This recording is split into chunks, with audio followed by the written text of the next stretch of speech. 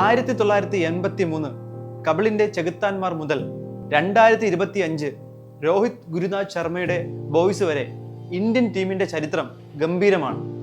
ഇപ്പോഴിതാ 2025 champions ട്രോഫിയും Indian മണ്ണിലേക്ക് രോഹിത്തും സംഘവും എത്തിച്ചിരിക്കുകയാണ്. ഇപ്പോൾ തുടരെ 2020 വേൾഡ് കപ്പും ചാമ്പ്യൻസ് ട്രോഫിയും ഇന്ത്യൻ മണ്ണിലേക്ക് രോഹിത് ശർമ്മയും വിരാട് കോഹ്ലിയും ചേർന്ന് എത്തിച്ചു കഴിഞ്ഞു.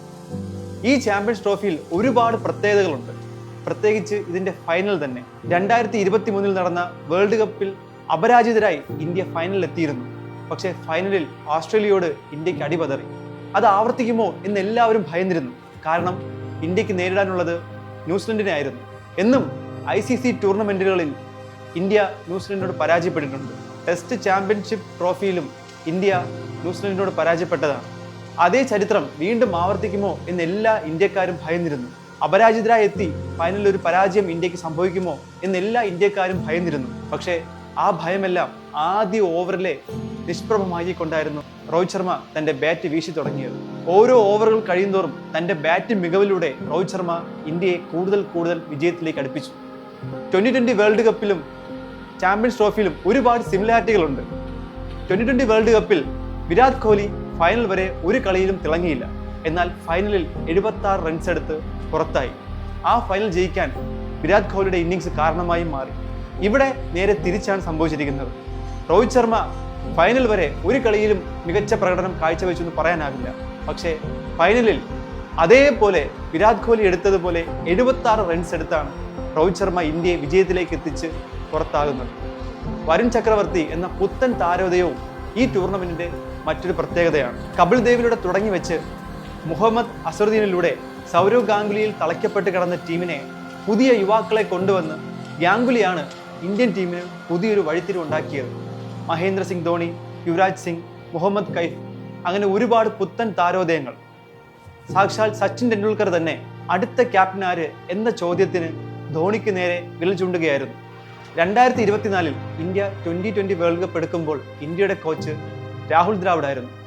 അദ്ദേഹത്തിന്റെ കരിയറിൽ ഒരു ICC ട്രോഫി വിജയിക്കാൻ സാധിച്ചോ എന്ന് ചോദിച്ചാൽ ചാമ്പ്യൻസ് ട്രോഫി 2002 നടന്ന ടൂർണമെന്റ് ഉണ്ട്. പക്ഷെ അന്ന് മഴ കാരണം ആ കപ്പ് പങ്കിടുകയാണ് ചെയ്തത് ശ്രീലങ്കയുമൊത്ത്. അദ്ദേഹത്തിന്റെ ക്രിക്കറ്റ് കരിയറിൽ സ്വന്തമായ ഒരു കപ്പ് എന്ന സ്വപ്നം നടക്കാതെ പോയെങ്കിലും അദ്ദേഹം കോച്ചായി എത്തിയപ്പോൾ നടക്കാതെ പോയ ആ സ്വപ്നം തൻ്റെ ശിക്ഷണത്തിലൂടെ ഇന്ത്യൻ പ്ലേയേഴ്സിനെ കൊണ്ട് അദ്ദേഹം ആ 2020 വേൾഡ് കപ്പ് ഉയർത്തി. ഒരിക്കലും ആവേശഭരിതനായി കാണാത്ത അദ്ദേഹം അന്ന് 2020 വേൾഡ് കപ്പ് തൻ്റെ കൈകളിലേന്തി നിലവിളിക്കുന്നതും ആർത്തുല്ലസിക്കുന്നതും നമ്മൾ കണ്ടതാണ്.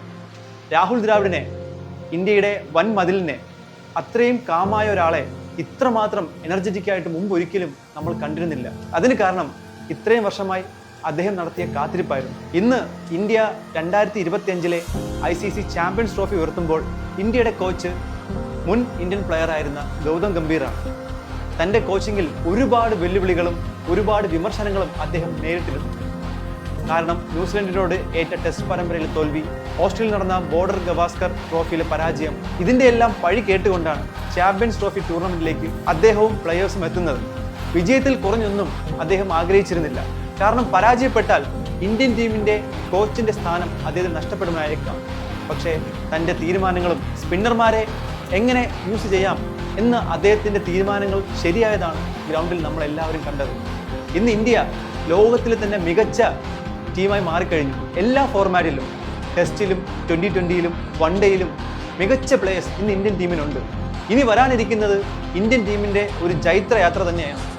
എല്ലാ ഫോർമാറ്റിലും മികച്ച ഫോമിൽ കളിക്കുന്ന ഒട്ടനവധി പ്ലേയേഴ്സ് നമുക്കുണ്ട്. ഈ ചാമ്പ്യൻസ് ട്രോഫി വിജയിച്ചതിന് ശേഷം രോഹിത് ശർമ്മ പറഞ്ഞ ഏറ്റവും സന്തോഷപരമായ കാര്യം അദ്ദേഹം വിരമിക്കുന്നില്ല എന്ന് തന്നെയാണ്. ഇനിയും ഹിറ്റ്മാന്റെ സിക്സുകൾ നമുക്ക് കണ്ട് ആസ്വദിക്കാൻ സാധിക്കും. ഇന്ത്യൻ ടീമിൻ ജൈത്രയാത്ര ഇതേപോലെ തുടരട്ടെ എന്ന് ആശംസിക്കുന്നു. പുതിയ താരങ്ങൾക്കായി, പുതിയ വിജയങ്ങൾക്കായി നമുക്ക് കാത്തിരിക്കാം. Well done Indian cricket team.